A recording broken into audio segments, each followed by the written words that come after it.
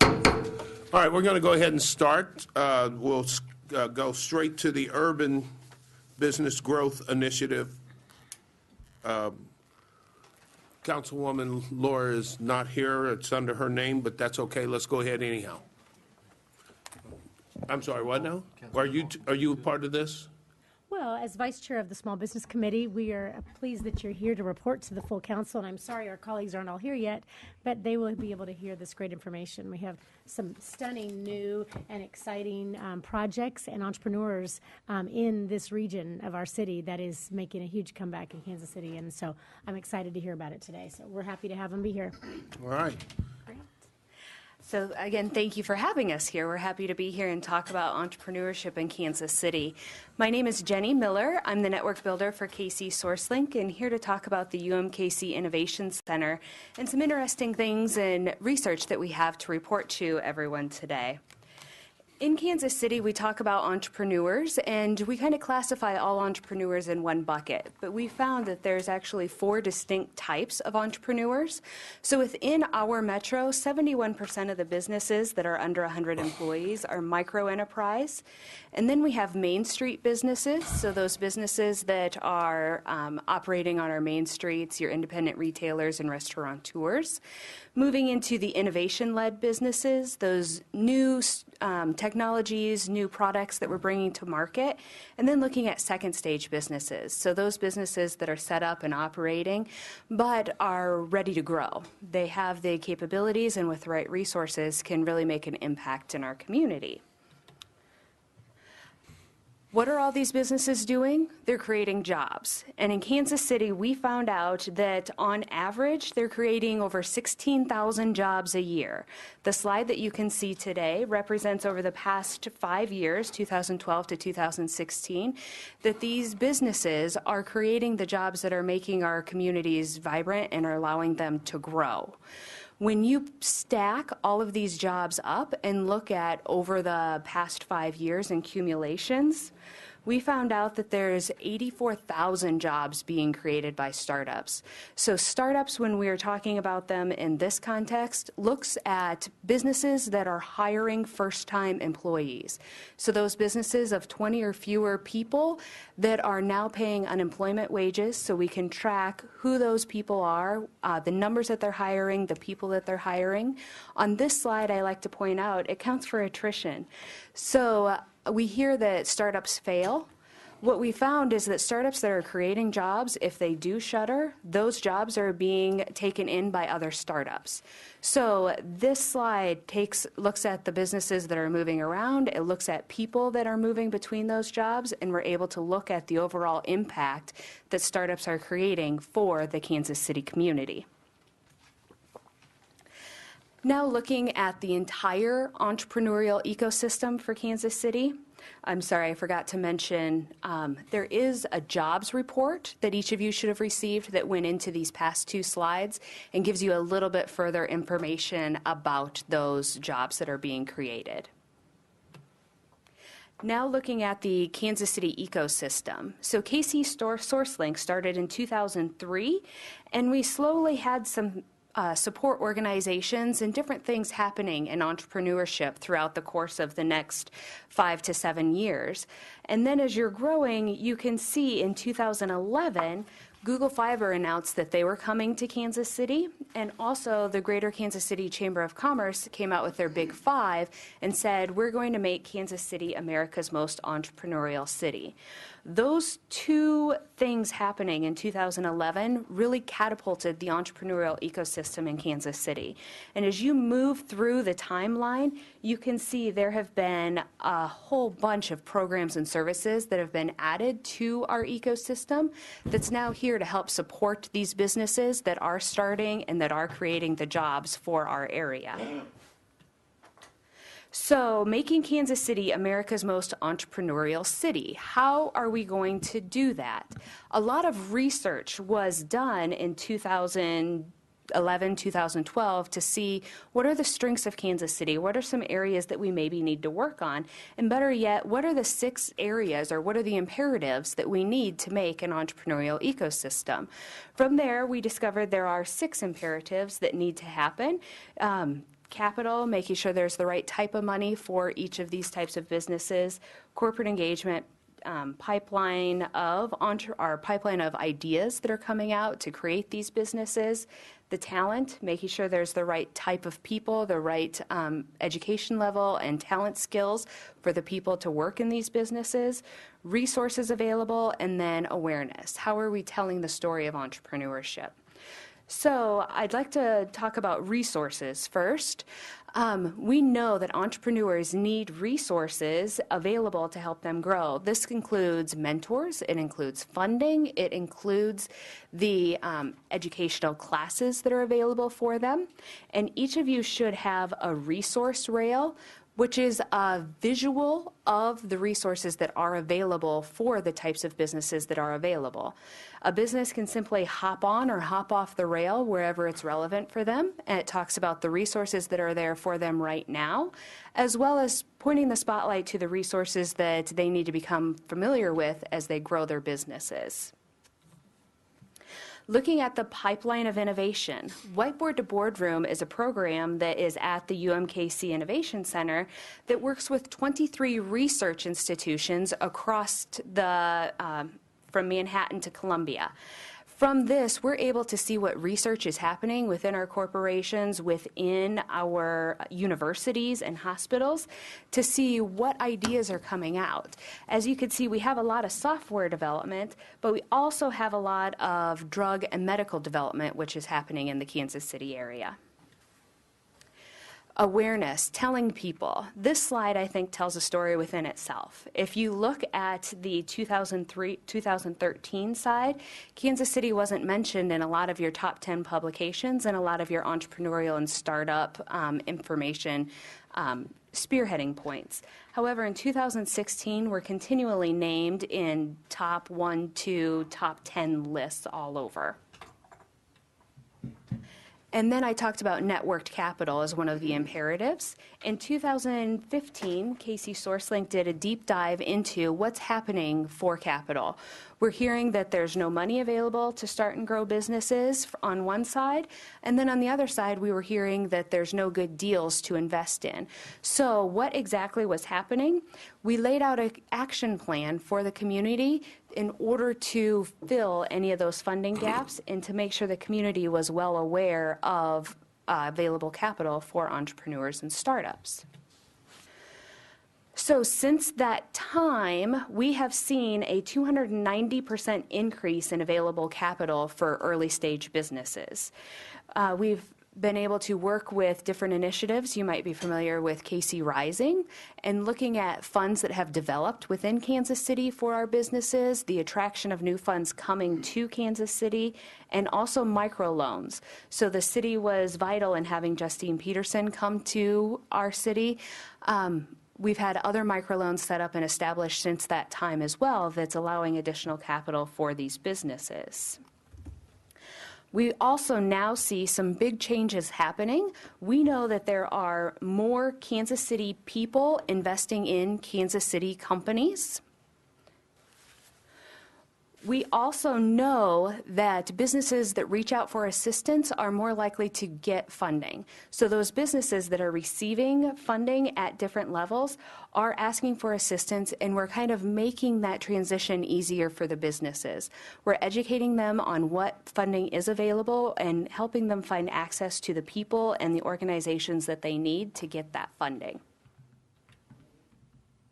So where are we in the 6 imperatives that I mentioned earlier? We're making progress in a couple key areas.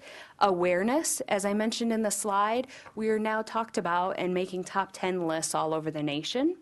Also, networked capital, we had the 290% increase in available capital. As you can see, an area that was cited as weak in 2011 was corporate engagement. So that will be the next area that we need to tackle to help formulate businesses in Kansas City. Thank you very much. Thank you. Questions, Councilwoman Hall? Thank you, Mr. Mayor. Thank you so much for coming. I thought that slide that showed all the different recognitions that we have received since 2013 is pretty powerful, and that list is only going to get bigger. So Right. I think that's wonderful to see. The one thing I have noticed that I forgot to mention at our committee meeting last week is where are you tracking, or have you tracked, or are you going to start tracking veterans entrepreneurship and jobs related with that segment of the market? Have you done that? Are you considering that? What are your thoughts? So we have not looked at that specific demographic right now. We're getting our data through partnerships working with the state, so it is based on what is being reported through those databases and what we're able to find and what we're able to report on. I think it'd be fascinating to see some of those numbers, especially because of the different military installations around Kansas and Missouri that come to Kansas City, and with their young age of retirement, a lot of times Right. you find that there's a lot of those startups. I think that'd be an interesting demographic. We have such a large veteran base here in Kansas City. And then the last thing, or the one I wanted to mention is, while these numbers are Kansas City, Missouri numbers only, we have, or am I wrong on that? I'm sorry, these are for the MSA, so looking at your statistical area. Okay, we so we're can including break like it North down. Kansas City, or we're including, that's what I'm asking. Are you including Gladstone and? Yes. Okay, good. So they are included in these numbers? Yes. That's what I wanted to know. So we can dig further down and dig this into the city level, but these numbers are reported on the regional level. Okay, that was what I wanted to know. So this, when we're talking Kansas City entrepreneurship, we're talking globally, this metro area, and that includes the Kansas side of the metro as well as the Missouri side? Correct. Okay, good. Thank you. That's what I wanted to make sure. Thank you. Councilman Taylor. Thank you, Mr. Mayor. Jenny, thank you for the presentation again. We had the pleasure of hearing it in our Small Business Committee, and I'll make the same point I made there, that the number one thing we heard, Councilman Reed, Wagner, and I, when we had hearings all over the city back in 2011 with small businesses, was access to capital was the largest challenge faced by pretty much virtually everybody at all the hearings. I'm glad to see that when the city gets involved and steps up, like we did with the microloan program, others have come in to provide a lot more capital options. And I want to recognize AltCap because they've done a great job. I saw that they just received a pretty large allocation from the federal government for the new market tax credits, which are another important tool. Can't stress enough how important those are. I know the president is looking at eliminating many programs and agencies. I think that's potentially on the chopping block again by the federal government, but it really does make a difference in cities, and we can't stress that enough. But one thing I noticed, you mentioned the resource rail, which I think is a great tool I had not seen before the Small Business Committee meeting. We do not have, and I'm wondering if that's not it right there. Oh, That's I'm what- sorry. I'd just like the other council members that haven't seen it to see it, because it was really a useful tool. You can open it up, and it has kind of a stair step of different resources that companies need and who to talk to. It's this flyer right here. Yeah, so I would Yes. encourage you to take a look at that and share it with any small business owners. So. Yes, Thank you. I apologize. I thought that you had those, but you will see the jobs report coming around right now, and then also the resource rail that Councilman Taylor was talking about. That's great. Thank you. Thank you for having me. Turn it over to Carmen DeHart. Go. Did you want to? Well, Thanks. Jenny? it's okay. Go ahead. Yeah, I was curious if you wouldn't mind, and maybe you'll still want to run as soon as I ask the question, but one of the things that I noticed was the issue of talent. And I'd kind of like to ask the question knowing that I think part of what was said to us as a community related to Amazon was, at least in their eyes, we did not have the pool of talent for them. And I noted towards the end of your presentation that bar from 2011 to 2016 was straight. And so that was concerning to me, and maybe it shouldn't be, but I wonder, Jenny, if you might talk a little bit about talent, what we need to do in order to move that bar in an upward trajectory, just so that we know, and I know it's not the city of Kansas City is going to do this. So it takes a lot of partners to do that. But what needs to happen in order for that bar to move? So we have not done any in-depth research into what needs to happen. There are some very interesting programs happening that I feel will be moving the needle. Your STEM Alliance, the Kansas City STEM Alliance, is doing some really great things with middle school and high school students in order to help educate them, or at least show them that a career in the STEM field is possible and what they can do with that. As far as the entrepreneurship piece is concerned, you have a collaboration called, and they go by the name of Your Piece of the Pie, which is introducing entrepreneurship to 4th through 6th graders across the metro. You also have the Mecca Challenge. So this is a program that allows high school students to take part in identifying and filling gaps for startups. So we have some interesting things happening, but there's still a lot that needs to happen. A lot of our entrepreneurs need the management skills in order to grow their businesses. So that's another area that we're looking into. And so based on those things, whether they're those programs that you've mentioned or others that need to be out there, I get the sense that there's a certain lag that comes with that. One can work with doing things for college students, high school students, and so on, but you may or may not see that that benefit immediately. So I guess I'm trying to understand and maybe set an expectation per se as to if we make investment in or we develop programs for whatever, is there a thought as to when that benefit, if you will, gets realized? Because we're in a drive-through mentality. I do something, I get my order at the window, right? But that doesn't work that way here. So can you kind of talk about that, how that benefit or when that benefit's realized? So I think it depends on your program and what you're looking for. So setting those clear expectations at the beginning is going to help people understand that this isn't the drive-through. You're not going to, once you implement that program, it's not going to immediately hit the market. And it comes back to what program you're looking at on how far that's going to be, but you're talking about a year's time period, not days, months. Very well. Thank you. Thank you. Anyone else? Then, please. Thank you. Carmen D. Hart, the UMKC Small Business and Technology Development Center Regional Director, and I thank you for the opportunity to come and share about the Urban Business Growth Initiative program that you've funded for the last 4 years. We're in our 5th year, and we want to thank you for that. And I'm going to go through these slides relatively quickly. Please stop me if you have questions, though, because who you really want to hear from are the 3 entrepreneurs, business owners that we've invited here to share their story and their gratitude of these scholarships that you've funded for them. So what is the Urban Business Growth Initiative? It is a program that brings Kansas City citizens, Kansas City business owners to apply, qualify, and receive application scholarships to training. And with that training, they also then, through the SBA, leverage that funding to get one-on-one business coaching and counseling by a few of the programs and resources in the area, primarily those resources, as you can see from here, are KCSourcelink. We look to them to help communicate and promote this program and the trainings and the opportunities for the residents and the business owners. And we look to them to find those underserved populations and individuals that are in the urban core that maybe don't know about the resources that are available to them. We also are so thankful for KC BizCare, one of our biggest advocates and referral systems, to send those individuals that are coming to Kansas City to start their businesses to get more education, to connect them to these different resources that we have in Kansas City.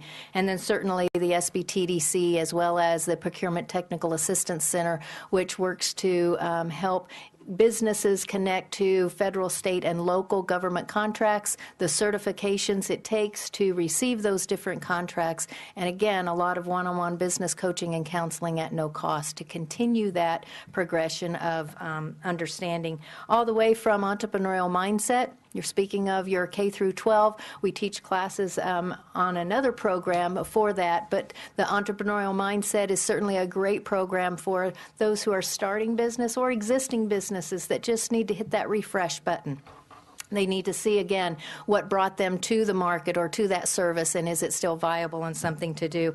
Business feasibility startup, that speaks for itself, but better to learn that in a classroom with peers, with other resources that come to you so that you can mitigate that risk and that loss that potentially could be there and set you up for success.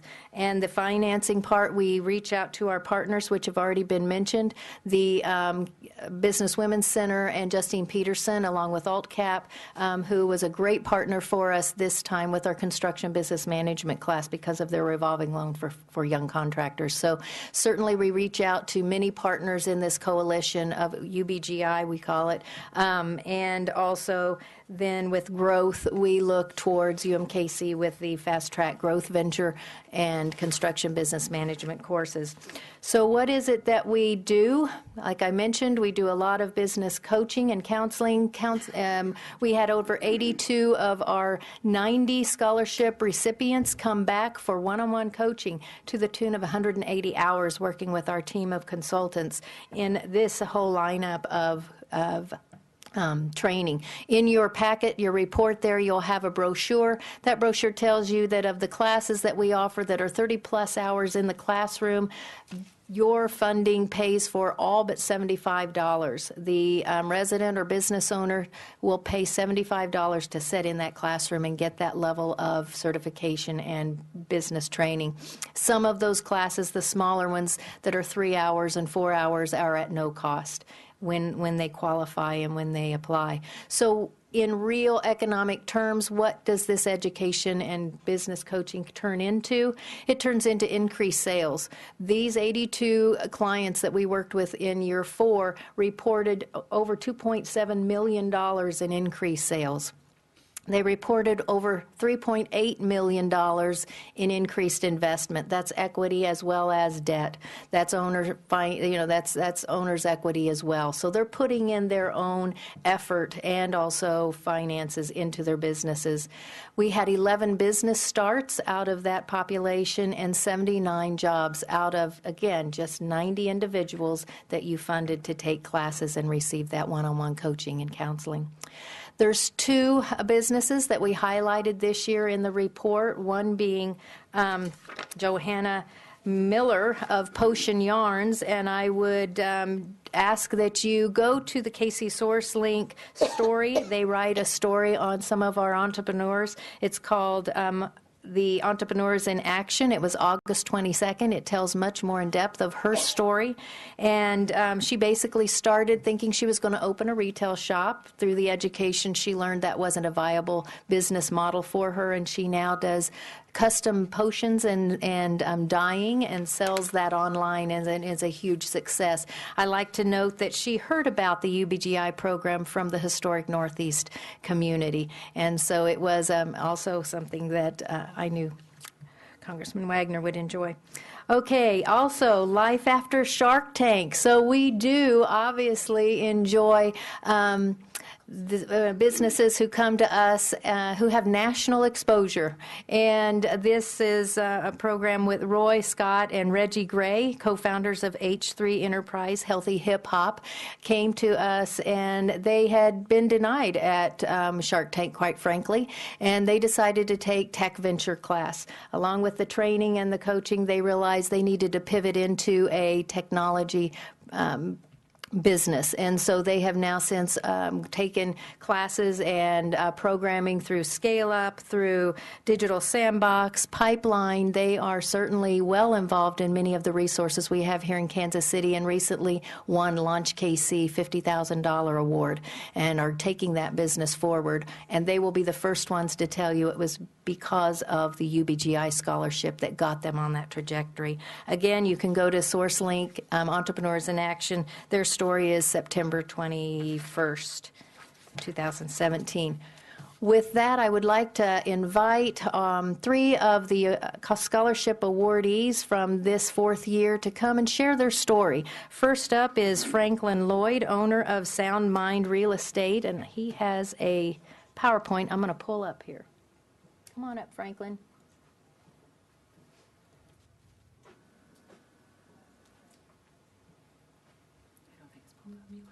Oh, it was on the desktop. Okay, we're going to do that. Do you see it? City Cat Franklin, where are you, buddy? Right. Okay. Yes, thank you so much. Let's see, we're going down here. All right. Thank you, Carmen. I appreciate it. How's everybody doing today? All right, good. Thank you for the time and the opportunity. My name is Franklin Lloyd. I'm with Sound Mind Real Estate. And just a little bit of history about it since 2006. I started flipping houses and expanded into bank preservation work in 2008 with all the foreclosures and whatnot. And in 2015, we had started the transition into just straight renovations, and that's what we were doing at the time that I received the scholarship to, I guess, get my mind right and kind of understand how real businesses operate and work and generate revenue and, keep their books and whatnot. So, and as a quick, brief snapshot of what everything that scholarship has done for us, it taught me how to not only grow my company, but to grow it in a healthy way. It's easy for like a tree to just grow up and branches be everywhere, but when you start pruning those branches, you get it to grow correctly and grow in a good way, and that's what this scholarship provided me, and it gave me the ability to, or the knowledge to know what I needed. I needed the accountants, I needed the HR things, I needed to know the laws of just running a regular business. We obtained 8A certification, so now we're able to bid under the 8A status for federal contracts. And we also got the DBE certification. I've done so much networking now. And we also expanded into commercial and residential heating, cooling, and refrigeration. Just a snapshot of who owns it or who's running it. It's me. Thank God, Jesus, my construction manager, is out working now. So, and our designer, we do have a designer. We do residential as well as commercial remodels. So we do have a full staff designer, and we also have David. He is the manager of the HVAC department. Once again, it taught us about marketing, because before it was just straight word of mouth, and I still really like that, to be honest with you. But it did teach us that, hey, we have to look at our competition, see what they're doing, understand that there's competition, and not so much be afraid of competition, but just learn how to compete with them in a healthy way. Our expectations for 2019 is next year is, or our goal for this year through 2019 is to still continue to grow, expand our territory, expand our client list. Currently, through these counseling sessions that we had, I've been able to get the Department of Transportation on a client list. We've done a couple of historic reservations for St. Louis County. For some of our local contractors here, we are subcontracted under there, so we did some landscaping and things for them as well. So let's just continue to grow that. And I really appreciate the scholarship and the opportunity that you guys gave someone like me to learn it, because that's what I needed. I had the drive, I had the motivation to do it. I just needed the direction. So as I put on the slide, it's kind of like a butterfly effect. Like literally, I went in to bid a line job, and I saw a flyer there that said, hey, go to these classes, and the city will pay for it. I'm like, okay, I'll go.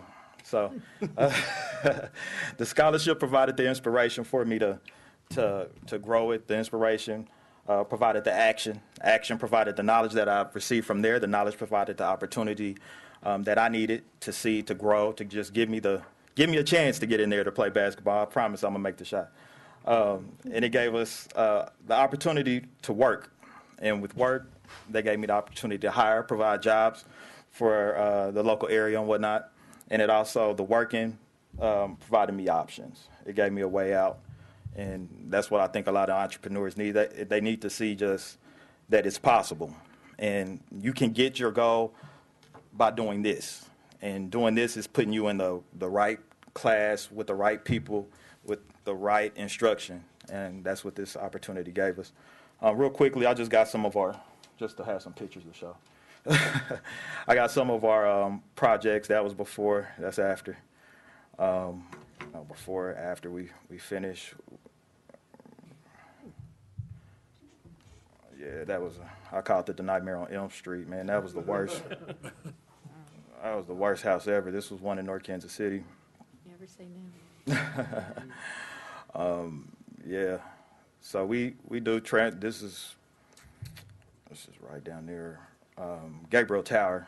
So we did the landscaping there. We got tons of pictures. So if you guys want to see them, or just discuss any services that we offer, how we can be a benefit, please feel free to. I think we got cards out to everybody.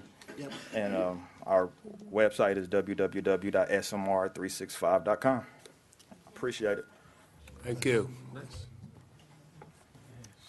Okay, I'd like to invite David to come on up and take this chair, and I will get your slide up, sir.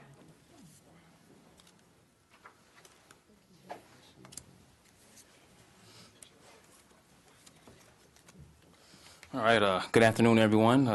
First and foremost, I want to thank you all for your generosity and your kindness in supplying me with the scholarship to the program. Also, I'm a graduate of UMKC, so please keep up the good work. I did 2 classes through the program, social media class and also Ice House class as well, too. And they were both instrumental in my growth. And my teacher was Rebecca, so please keep her on board. Best. But I started 2 companies. The first company that I started was called Finesse Recruiting Consulting. And as you can see on my slide, I was a admissions counselor at UMKC. I was very well at that. I had a lot of innovative methods using social media and videos and pictures. So I started a consulting firm, and it was a lot of fun. As you know, consulting is very challenging because you don't have an actual product. They're paying you for your brains. So I didn't make any money in that whatsoever, but I tried hard, and it was very successful. I wrote a book. But also, once my real goal in life is that I want to be financially independent. I don't want to have a job whatsoever, and I want to provide jobs to other people. That is my goal, and I'm going to get there. So when my wife was pregnant with my daughter, you may have heard her earlier, we almost lost my daughter. My wife had to be in the hospital for 6 weeks. And I just wanted a way where I could not have a job so I can be there with my family. And the job that I currently had, they were getting upset with me because I couldn't come during that hard time. So I thought to myself and I prayed and I said, what can I do to help build where I can not have a job anymore? And it popped in my mind that I should start selling things online. Do you have any? I don't think I have. Okay, that's fine. So I started another company. It's called Nostalgics Online, and we're through eBay. So what me and my wife do, we both started this company. We go out and we go to thrift stores, we go to estate sales, and we may buy something for $1 or $2, $5, and it sells for $100, sometimes $300, $50. And as we're doing that, I was able to. So far, I mean, it's not really big, but it's growing, and so far we made about $10,000. But it's $10,000 that I took an idea in my mind, and I'm doing business all across the world. We sold stuff in Germany, we sold stuff in China, Australia, Canada, Puerto Rico as well too. So I'm doing business all across the country, and just some of the things I learned in the class is that seeing a product and a service and it being useful. So I noticed that there are things that people can't just go into Walmart and buy anymore. Like you can't buy a hair roller set from 1960 in Walmart. So there are people that will pay you a lot of money if you have that product. So we're growing it, and it's successful, and I just hope that you all can keep supplying funds and money to the program. I'm truly thankful for it, and even though I've only made a little amount of money, I'm sure in the future that I'm going to make, me and my wife, tens and hundreds of $1,000s in a month, in a year, and I will realize my goal in being financial independent. So that's all I have to say. So thank you all. Like I said, the program was helpful, and one thing I learned from Rebecca was that, you know, you can have a business, but if you're not making any money, you won't be in business long. So now I'm making money, I'm making sales. It's such a joy that I wake up and I look at my phone and I got a couple $100s in my PayPal account. So I know that that's going to keep growing. And I thank you all for your assistance, and please keep donating. Thank you. Thank you. All right, and our next entrepreneur is Terry Ritchie with Thunderbird Electric. Good afternoon. Good afternoon. So I'm not quite prepared with a presentation, but I do have things to say. That So I wrote works. it out, talked to Jill, and anyways, my name is Terry Ritchie. I'm an owner of Thunderbird Electric Supply. We're a minority electric supply house and sell to electrical contractors locally and across the United States. We're in process of moving our location to Clay County, where we can offer services to KCMO. We currently have projects that we are working on in Kansas City as well as Virginia. We have a counter for walk-up business, and soon we will be tripling our counter and adding a lighting showroom to offer to residents. Our new location is roughly going to be about 20,000 square feet. We plan on moving into 10,000, occupying it, and then expanding into the 20. I participated in the construction management program combined with the SBTDC counseling with the city, which the city so generously supported me. Although I've been a business owner, I wanted to refresh my memory on business practices. The class was a relaxed environment. You know, all of us have a full working schedule. I mean, we're just, you know, it's not like we're back in school again. I'm that 1% growth. And it was nice going to the environment to where you're laid back. They bring in the different entities to help you grow your business. Not to mention, I always have to say, they provided food. You know, and you didn't have to worry about that. You sat back, you ate, they brought in the different programs. I personally, one of the programs was Justin Peterson that you spoke of. And that was a struggle, you know, remembering what it was like to go through the process of funding. You know, having that working capital can be very frustrating for a business owner. They may say how they have all these different programs and abilities to support and help you grow, but it's just not that easy. There's a lot of paperwork to go through. You know, Jill's been great to work with. She's my mentor with SBTDC. I truly believe every aspect of learning through the construction management class has been used. This setting, again, helped me learn hands-on how to grow my business. They did bring in, you know, as I said, the funding, but they also brought in CPAs. They brought in people such as me that had been through the program and said, you know, I'll never forget Mike Hudson, you know, giving his speech, and it was quite a testimony, and it touched my heart. Besides, I said, you're real. You're like me sitting here today. Didn't know I'd be doing this again, you know, after the class, because you have to give, you know, your speech on what you've learned. But I can go on about the topics and how they helped me prepare for my business. But, you know, it's a great program that you guys have offered to people such as I. The program combined with the SBTDC counseling only excelled my growth. Jill Hathaway, my mentor, has guided me through numerous business decisions, and it's been so rewarding to speak to someone who actually gets it and knows the language. I can go to her and think I'm so frustrated and go, oh my gosh, I don't know how I'm going to do this. And Jill goes, she understands completely. And then she helps me, guide me through that storm and usually into a successful business plan. My plans are to get KCMO certified, which has been a challenge for me. I've been located outside of the, I would say, the metropolitan area that you speak of, and moving it to Clay County will certainly grow my business. In the Kansas City area, in particular, let's say the KCMO area, there is only one other distributor that's minority. There might be 17 electrical distributors in Kansas City, but there is only one minority.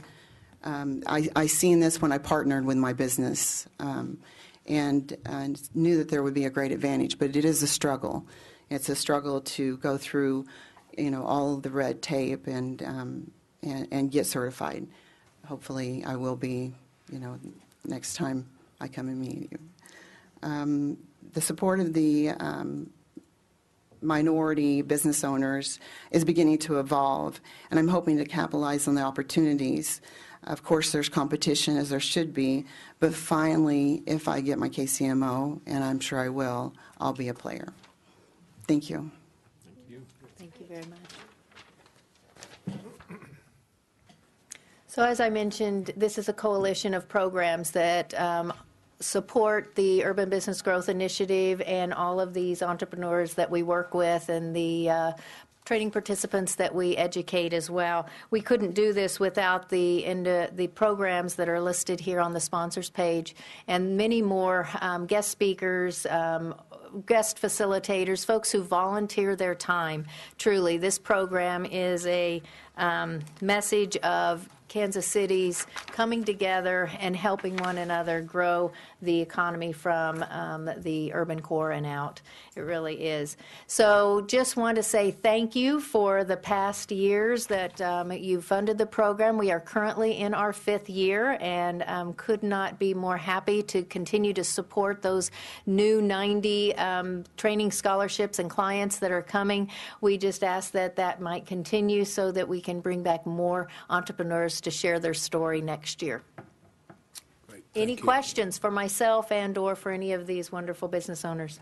Councilman Taylor? Thank you, Mr. Mayor. I just want to thank you for all your hard work, and the results are showing with the statistics you provided. I want to mention that each of these companies are important, the small business startups, because they represent 65% of jobs added in the area in the last few years. And the other statistic you shared with us at the Small Business Committee is the average number of KC startups each year is about 16,000.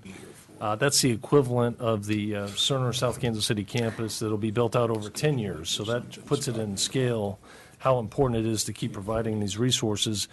I would like to take the opportunity just to thank each of the 3 entrepreneurs that shared your business story with us. I know it's tough to get up in front of the camera and the council to share it, but we really appreciate it because it gives us a lot of direction and feedback. And I think we ought to, as a council, we want to thank you for starting your business in Kansas City and growing it. Give you a round of applause real quick. Absolutely. Thank you. Thank Councilwoman Kennedy? Thank you. Again, thank you for the presentation. We saw some similar version of this in the Small Business Committee, but it's always good to see how we're making strategic impacts in other areas. And I know that a lot of my colleagues on the council are always supportive of small business, but what I mentioned in the Small Business Committee was encouraging you all to include City Hall as part of the process for your students. It's very intimidating to come here. It's a lot of bureaucracy, but it's part of doing business in Kansas City. And I think all entrepreneurs need to understand what that means in the departments. And so in addition to the financial input, maybe there's some kind of way we can kind of give a City Hall 101, kind of navigating some of the permitting processes and all that. And even with like the contractor, this council has supported Love Thy Neighbor over the past year, and we ran into a problem finding qualified contractors to help do that work. So if you have not had considered signing up with the city as a contractor, the neighborhoods department probably would be a good place for you to look to get signed up if you've got everything else in place, because we do minor home repair. We have the municipal court fund, Love Thy Neighbor, and all those initiatives that do, and gives you an opportunity to employ additional people and broaden the scope of your work a little bit more. I know you're pruning your tree, but it's just another opportunity. And then for the young man who started the online business, I mean, he took his idea and expanded on it. And I was telling Councilman Barnes, I mean, $10,000, that's a decent investment for something else or to reinvest. And so that's a decent beginning. And some businesses don't make that the first year. So I think that's a very good example of how people are able to monetize their ideas if they have good understanding.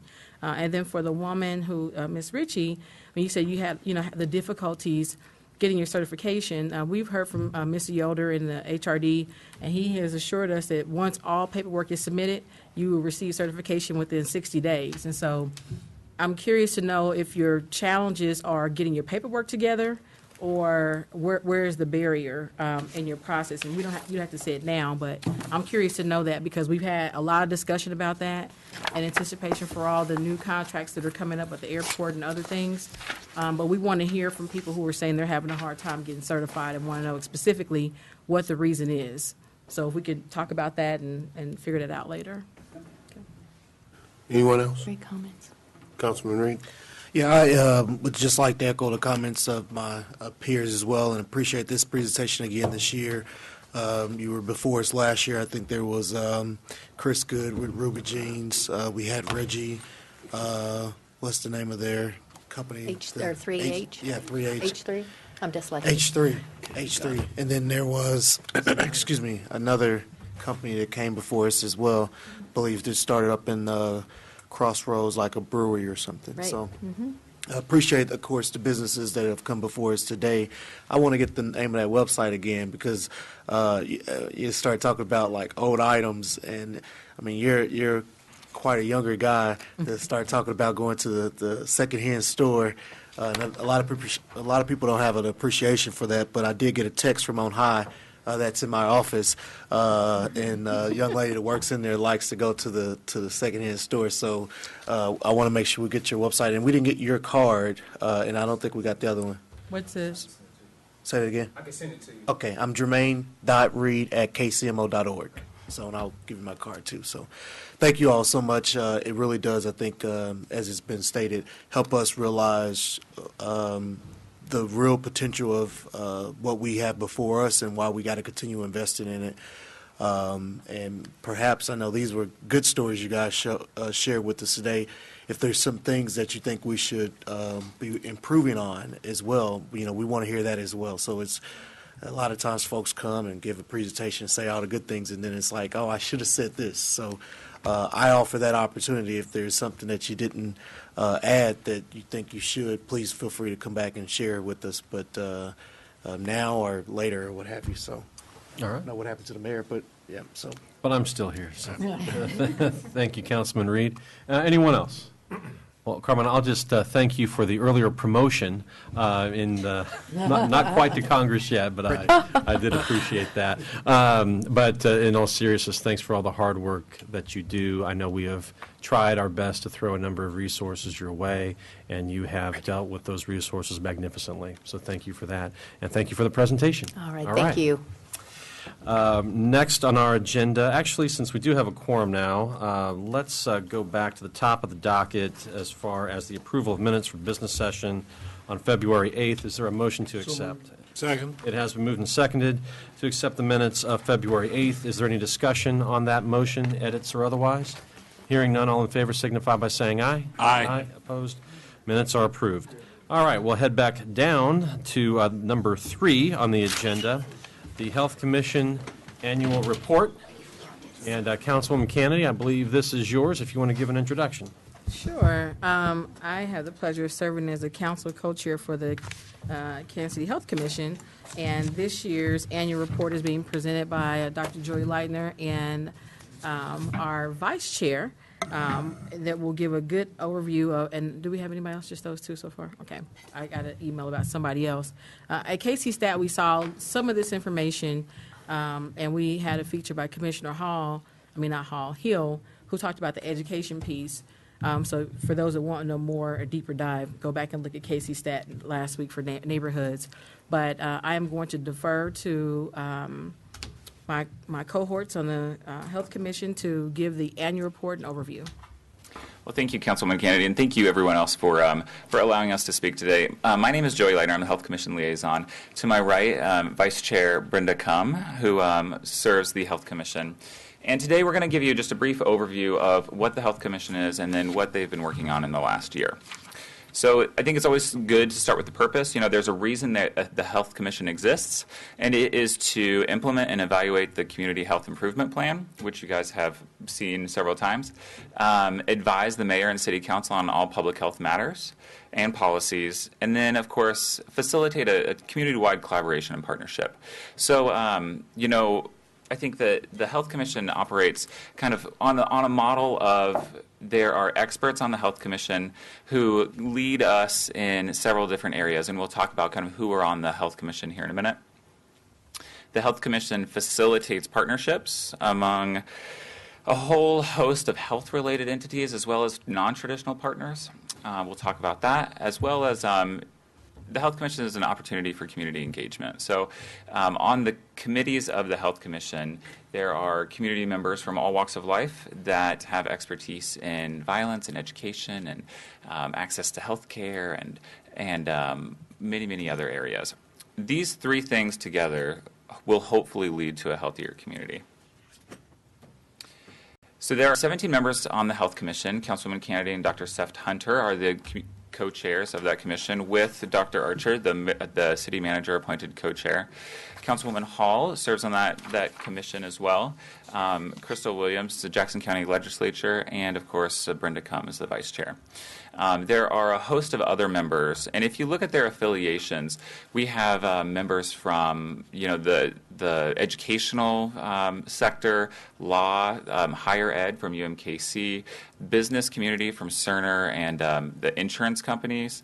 The Gay and Lesbian Chamber of Commerce is represented, as well as smaller entities around the metro.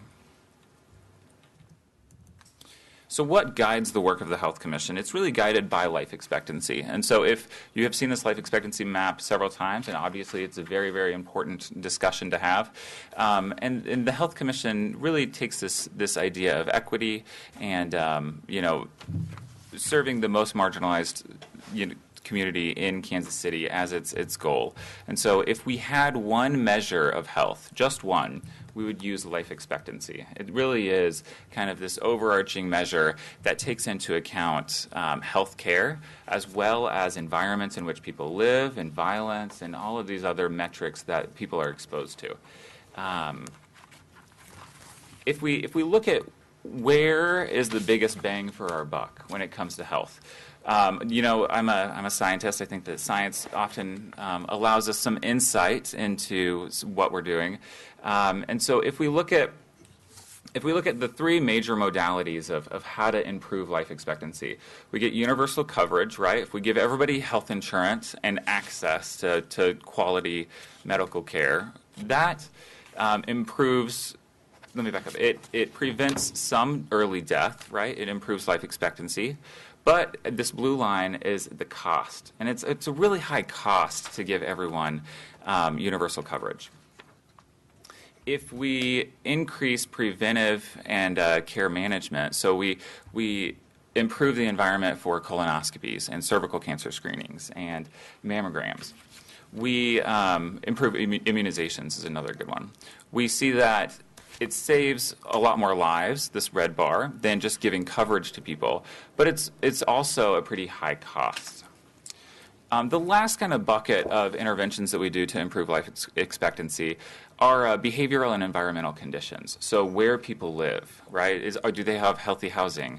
Are they exposed to other forms of environmental toxins, violence, education.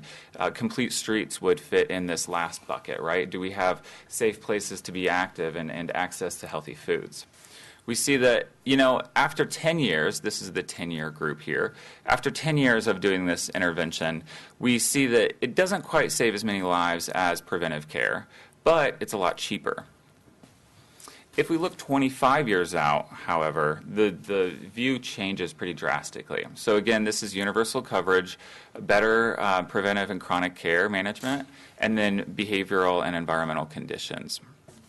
And so if we gave universal coverage to all residents in the community, or in the United States, we would save a few lives, but at a pretty high cost, right? It's going to cost about $1.5 trillion to give everybody universal coverage.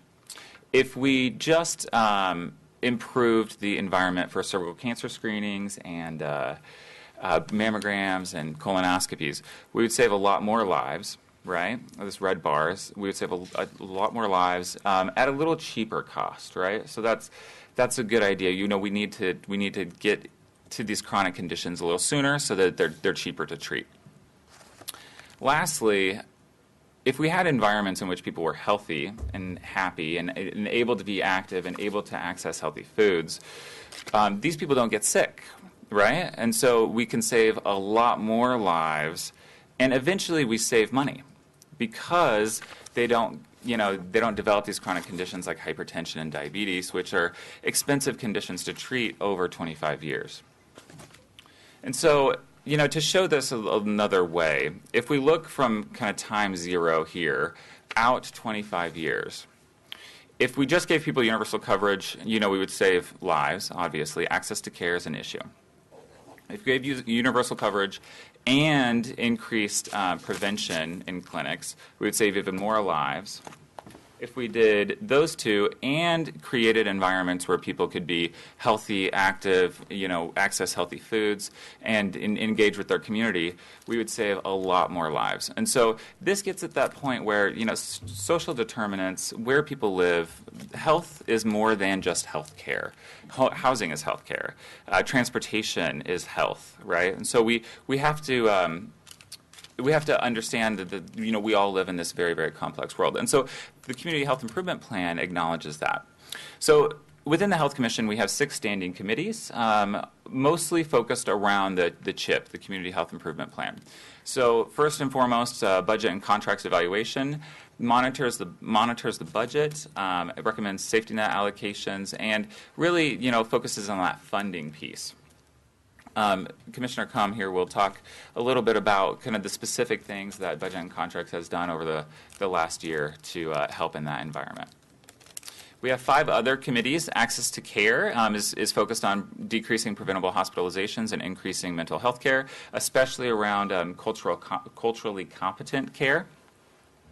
Violence-Free KC, you've heard from them and you will continue to hear from them. They're developing the Youth and Family Violence Prevention Plan, as well as a whole host of other strategies to help prevent violence in the community. Birth Outcomes Monitoring is focused on improving cultural competency for healthcare providers.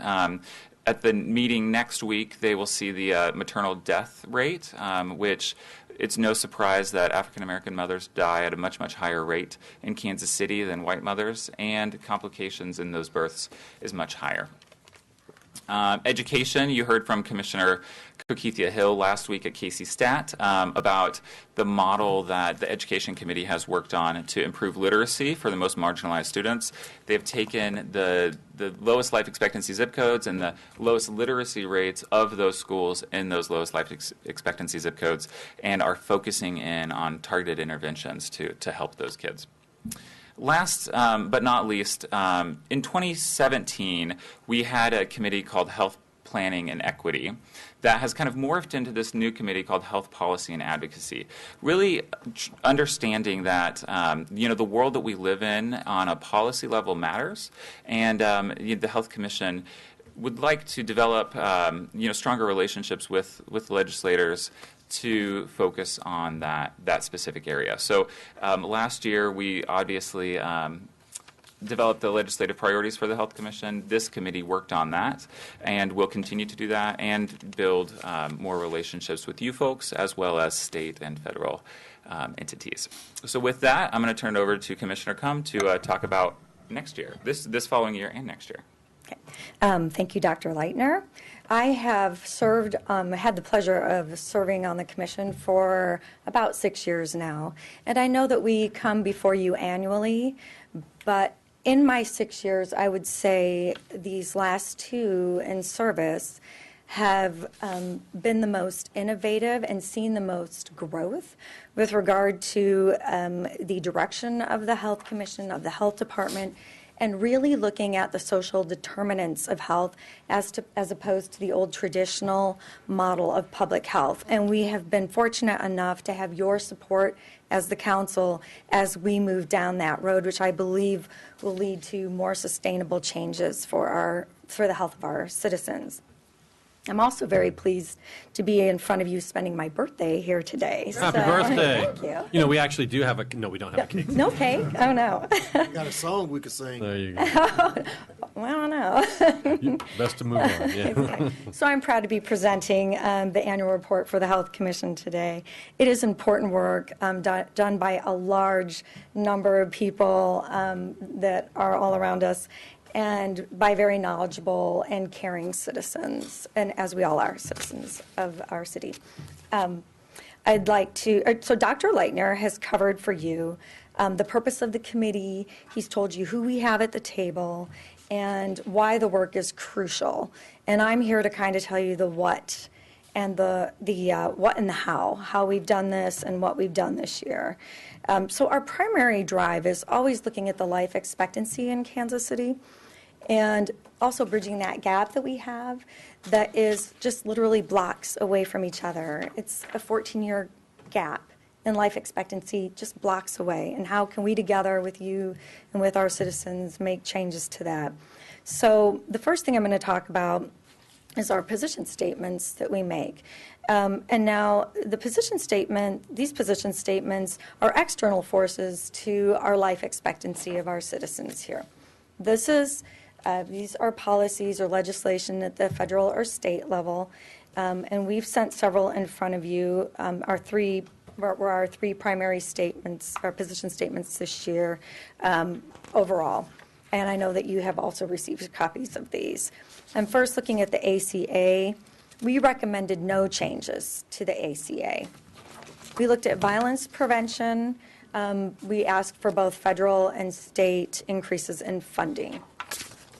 And with regard to the living wage, we asked that the state of Missouri not preempt a living wage. As we know, we recently had a vote on that here in the city, and we passed it, our citizens passed it overwhelmingly. Most unfortunately, it is currently preempted by state, and we need to work together to change that. In the same line, along the same line, we send resolutions in front of you. So this is impact that has a direct local meaning. And we sent 2 resolutions. We want you to know that we're very mindful. We have very vigorous discussions at the commission to make sure that what we bring in front of you will have the most valuable and be the most impactful for our citizens. We brought 2 in front of you. We first brought the rental inspections to you. We know that that failed. For us, as we talked about the social determinants of health and that broadening scope of the definition of public health, this is really important. Healthy housing is really important for the stability of our citizens. It's important in terms of access to care. It's important in terms of retention of jobs for an individual. And it's also really important for our kids to be able to have positive attendance in school and have consistency and be at the same school. You know, this is a problem with evictions right now. So we are hopeful that it will come in front of you again and be revisited, and potentially with more information and more resources brought to bear, and you have more knowledge about it. So we're excited about bringing that forward, hopefully again. Next is Complete Streets, and this is it has many partners, and that's one of the things we like to do, a lot of collaboration. This was sent to you in December, where we were very excited that it passed unanimously. It's a citywide effort, and Public Works is currently putting into place the implementation plan. Continuing on our policy focus, annually we review legislation and prioritize them in terms of greatest impact on our citizens. This year, we started something new where we hosted our first legislative town hall meeting, and we feel that this could be a real strength. This partnerships with legislators could be a real strength for the Health Commission. One of our health department is very good at collecting data. So much data, in fact, that you could sort it for years and you'd never come to the end of it. But we're very good at analysis and data collection. We feel this helps make informed decisions. The better the relationships we have with legislators across the board and at that town hall meeting, we had legislators from Jeff City. And I want to be really clear that the health commissioners serve as the advocate piece for that, and that our staff serves in the role of information collecting and making sure that we are and can have informed conversations. We want to become the go-to for legislators, both locally and at the state level, and even perhaps federally, of when they're making decisions about health and health care and access to care. As Dr. Leitner already pointed out, our Health Policy and Advocacy Committee has been a shift to our policy focus. This is our growth toward the social determinants. We feel that this is a wise move to now have a standing committee discussing that monthly. And then now we will segue kind of into our input that we provide annually on the budgets. It's budget time of year. And it's last but not least, but now I'll kind of go into what we do with the health levy funds, and we'll move on to that. Okay, drilling down on the budget and our input. Informed decision-making is key to an impactful budget. And from our perspective, an impactful budget is one that improves the health and quality of life of our citizens. We believe we are stewards of our tax dollars, and that we need to ensure that this levy will pass again in the future. And in saying that, the steps that we're taking to do that is making sure we have accountability. We want to go in front of the voters when this comes up again and be able to say that we have been accountable for where the health levy dollars have gone, and we feel really good about the impact that they're making. So we do this in collaboration with our safety net providers. We have felt, especially over the last 3 years, we've shifted, and we've put some incredible scrutiny on them, but they've been right there with us as a partner in building trust and working with them on data collection and analysis. They are under great strains from Medicare, Medicaid. They are asked for information and data constantly. We did not want to be yet another burden on their back, so we wanted to come to this together. We're all in it together. As we move forward this year, we have addressed the definition of encounter and defined it moving forward, so that it's always toward making sure that all of our safety net providers we're being fair and just and having equity across the board. We moved a big step forward last year, which we hope was a helpful thing for all of you, by implementing a funding cap per encounter of $130. We look forward to this year to having vigorous discussions about, we've got the encounter part down, right? But if we want to encourage prevention among our providers, how then do we put a dollar amount on that piece of it? How do we reimburse our providers for shifting away, not maybe shifting away from, but in conjunction with doing the medical care, that they're also working on prevention, right? And we're going to work on that together this year. We also made a change to Children's Mercy Hospital contract, where we shifted their funding to more upstream prevention. So it's a kind of a more of a unique approach to it. And we'll have more information about that in the report. We also want to thank specifically a Councilwoman Kennedy for bringing Swoperidge Geriatric to the table. They are at all the meetings now, and it allows for a more structural review of them and having them have accountability along with our safety net providers. So thank you for that, Councilwoman Kennedy. And finally, our health levy annual report, which will be the most exciting that you've ever seen and most informed. I want to give a shout out to Elizabeth Walsh, who did incredible work on this. When you see it, it will be so different from previous years. It has so much information about it that I think you will find helpful and help you have informed decisions. It's currently in draft form, and you will have it within the next 2 weeks. Okay. In addition, we engage local resources, state resources, and national resources so that we can learn about best practices. We can stay on top of issues. This is kind of our keeping us informed so we can keep you informed, doing some work behind the scenes so you don't have to put in that work to become the gurus on everything. We want to be that for you for health, and we want you to have that trust and confidence in us. And so all of this is improving the health of our citizens. These are just a few of the presentations that have come before the commission this year and have brought us to collaborations, to following best practice for other people, seeing that we have models here that they can replicate. And so that's just one piece of how we stay informed to keep you informed. Our 2018 plan moving forward, we will continue to track and implement the CHIP. That is our Community Health Improvement Plan, and we're getting geared up here. We're about in the middle of the 2016 report. It's a 5-year plan, and we'll already be starting to look strategically at the plans for them the next 5 years and pulling in all kinds of partners, local partners on that. We are going to increase our focus on policy. Money and dollars aren't the only thing that can make a difference. It's policy changes that can make a difference. And in doing so, we will continue to build our relationships with the legislators across the board and engage in impacting legislation. We feel that this will lead to more sustainable changes in addressing the social determinants of health. We can learn from our legislators, they can learn from us, and we want to be their go-to. And we will also be building LifeX partnerships, trying to, again, move upstream and let's implement things so that we don't get into our dire straits that we are currently in. I would just say, finally, we need to close the gap and bring this life expectancy up across the board. Okay?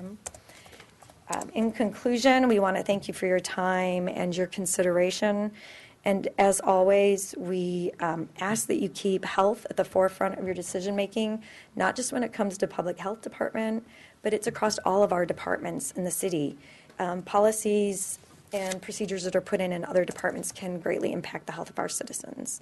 So again, thank you for your time and consideration. Do we have any questions? Questions or comments from anyone?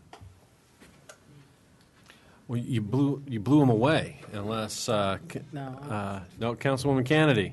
Thank you so much, Dr. I'm calling you Doctor now. I'll take it. I just an MS actually. And, so. Dr. Leitner, the work that you guys do is very important. I have the privilege of working alongside some of the best and brightest minds who are interested in creating a healthy city. And so, people oftentimes wonder, well, what exactly does the Health Commission do? It does a lot. And so this is like a very micro snapshot of what all goes into it. The presentation would be several hours long if we talked about the breadth of work that goes into it. But if you guys have a chance to go back and look at who serves on the Health Commission, you literally have some of the best and brightest minds that are selected to do this work from their respective backgrounds. And a lot of the hours that go into the policy work and discussions and meeting with stakeholders to come up with recommendations on how do we leverage the health levy dollars. Obviously, that's to render care for indigent in our community, and the city of Kansas City supports that. But how do we work with those providers to address these areas of vulnerability that were identified in this presentation? And so it's been good because it's highlighted a number of different areas that may not necessarily be considered. You think, it's just diabetes and high blood pressure, but it's also third grade reading scores and also walkability and all those other factors. And so having a comprehensive discussion around that has made a big difference in how people look at those issues in Kansas City. And it's a result of many of the health commissioners and going back into their respective communities, sharing that information. So thank you so much for your lengthy service, 6 years, wow. Thank you. That's impressive that you stayed with it this long, and I would agree. These last 2.5 years that Councilwoman Hall and I have been there, there's been a lot of movement as far as innovative ways for us to impact what is our service delivery model and how do we evaluate the effectiveness. And you guys heard about the cap on encounters. This is not necessarily insurance or reinsurance, but we're just trying to be equitable. Yeah. Certain entities were getting a large allocation of money and providing a limited number of services to actual people, and some people were doing a lot of work and getting a disproportionate lower amount. And so we're trying to figure out what makes sense on how do we make a equitable system so we can have the impact in the areas we want. And Councilman Hall has continued to be a very vocal advocate for making sure we provide more resources in the Northland and making sure that the work that we do always includes the Northland. So I look forward to those updates as we go forward as well. And in my 6 years, I want to say that when I first started, when you looked at the education committee, that was primarily focused on health education. It was the health education of our citizens. It was telling, how do you go exercise and chronic disease management education. And now that has shifted. So that's that shift toward those social determinants that are so important. I know I keep saying that, but we need to drive that point home because those social determinants are really how we live and our quality of life. And so when you look at the education committee now, we've got former council member Cokeithia Hill, now a commissioner, who is going gangbusters, and you heard from her, and we all know her passion, but looking at literacy rates in the city, and how does that apply to health? And we know that educated research has demonstrated that those who are educated and have more opportunity have better health outcomes. So that's that shift in just even the language that we use. And so I'm very proud of our city. You should be very proud of your health department and of the commission itself, and for all of you who really do support us from year to year. And I will put in a plug since it's budget season, if we could please at least maintain our funds in the health levy to be for health, that would be fantastic. Thank you. Shameless plug. I know, sorry. Thank you, Councilwoman Kennedy. Councilman Taylor. Thank you, Mayor Pro Tem. I just want to thank you for your service on the Health Commission and really recognize our health department. I was trying to explain to somebody from out of town, we were talking about health departments in general, and I said ours is a little bit different. It's a lot more proactive than a lot of cities, and if you just look at the number of awards we've received over the years, it shows. One example, quality of life, but also impacting health outcomes is when my wife was on the council, she was a public safety chair and served on the commission and worked with the health department, Dr. Archer, on making restaurants smoke-free in Kansas City. And you think, that was one piece of legislation that changed, but now all the other municipalities, except for maybe one or two out there still, are smoke-free. And you think of all the restaurant workers whose lives have been impacted, the children that can now go out with their families and eat, not worry about the effects of secondhand smoke. But one small change was driven in a large part by our health commission, health department, and it's had a major impact over the last decade, and really appreciate, that's just one example, but appreciate all those innovative things. Keep bringing those to us because they're important. Thank you very much. Thank you, Councilman Taylor. Anyone else? Well, I'll just finish off by saying people should remember what you pointed out first, which is the disparity in life expectancy in this city. And we talked earlier about growing our business in Kansas City, but when you've got a whole segment of this population that will die earlier, that's unacceptable. It is. So keep going, keep pushing, and we'll be there to help you. Thank you very much. Thank you for your time. Thank you. All right. The next item on our agenda is a discussion of ordinances, resolutions, and communications on today's docket or for floor introduction. Councilwoman Justice. Yes, I'll be introducing from from the floor an ordinance that was prepared too late to get on the docket that has to do with TIF plan for the McCown Gordon headquarters downtown. All right, thank you. Anything else? Councilwoman Hall? I'll also be introducing an ordinance to be referred to committee today for the law enforcement memorial. Very good, very good. Look forward to that project. Councilman Taylor? I will have a same-day resolution. I'm mentioning it this week. It'll be up February 22nd, but it'll be a resolution objecting to President Trump's proposed cut to 22 agencies, many of those which have a direct impact on Kansas City, including massive cuts to the arts and climate change office, which we know is real here in Kansas City. And so ask if anybody else would like to be a co-sponsor, please. I'd like to see all of us on it, but that'll be next week, but introduced. Very good. I look forward to his tweets as a result of that. Anything else? All right, we do have an item in closed session, which I will look for someone to make. I can do that. Mr.